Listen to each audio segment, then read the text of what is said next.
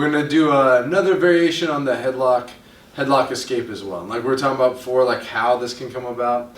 Or it could just be like that someone knows they're doing the kesse gatame, someone could just grab my head and throw me towards the ground if I'm, and you'll see this all the time, and like when you watch like fight videos, the first thing people do is they try to grab the head. So it's really important. You know, there's a common that hold, scarf hold. Yeah. That's what they call it. Yep. I don't know about your opinion. I'm not a big fan of it. No, I think it's a lack of control. Yep. Even if I want to punch somebody, if I'm releasing and hitting like this, all they got to escape is their head.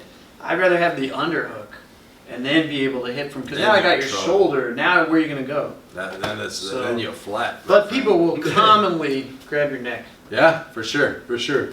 So once we get here, we talked about a couple ideas prior using the frame, right?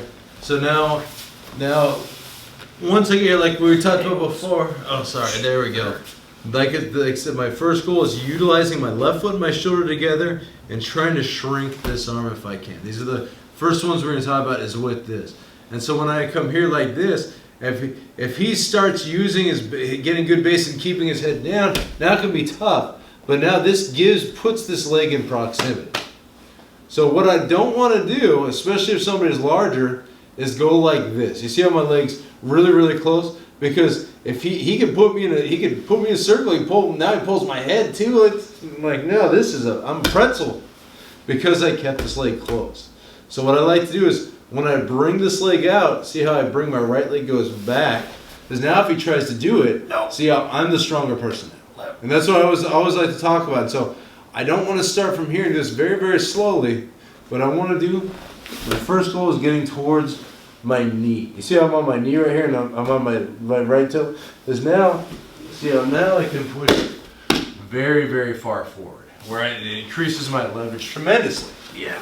And so that's horrible, because I see guys when they'll have 90% of this move. Yeah. 90% of this move, but they don't scissor. And like you get a big guy and that guy's just gonna, well, you guys gonna like Josh Barnett you, man. He's gonna grab your head and rip that thing off, man. Yep. And so it's really important to bring that leg out. So instead of, if you look at it also puts your body in a really strong, straight line. Just think about me going like, the difference like me going like this. You don't want to let anybody fold you. Yeah, yeah. And like when I bring this back. Now you're straight. See what I mean, guys? Over the head is a straight line. And I come in on this knee right here, and that's when I start pushing my body forward. And so sometimes you can catch that key lock, but you see when you feel that pressure. Oh, he had my shoulder. You're just like, get that arm. You like more often than not, that guy's gonna try to get that arm out of there because they feel that. They feel that pressure coming in there. And so I'm gonna do one other variant. I think if you lifted your head, I don't know. I could. Yeah, but you want to be nice to your training partners too. Yeah, don't blow their shoulder. And so I'm gonna do one. This is actually probably my favorite and the most common headlock position that you'll see in like street fights is when it gets here like this.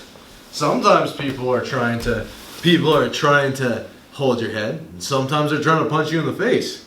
So I'm always just trying to figure like, that's very, very tough. But the cool thing is it mimics exactly what we do on the feet, right? So when he tries to do this, I need this on this midline, and see how I can make this triangle here. That same exact idea we were talking about from this defense right here, and I hold both. When he tries to get that back, that's when he starts feeding me this arm. You kind of see what I mean? And so now I kind of have that same exact feeling. I stretch this, like I can just get out, but I can stretch this right leg back, come here.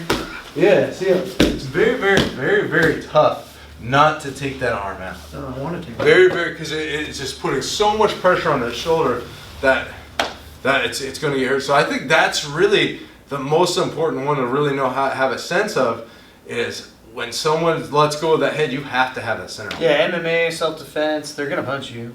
And so one more aspect that I did not cover, and I should have been a little bit more thorough on this, is when he grabs my head here.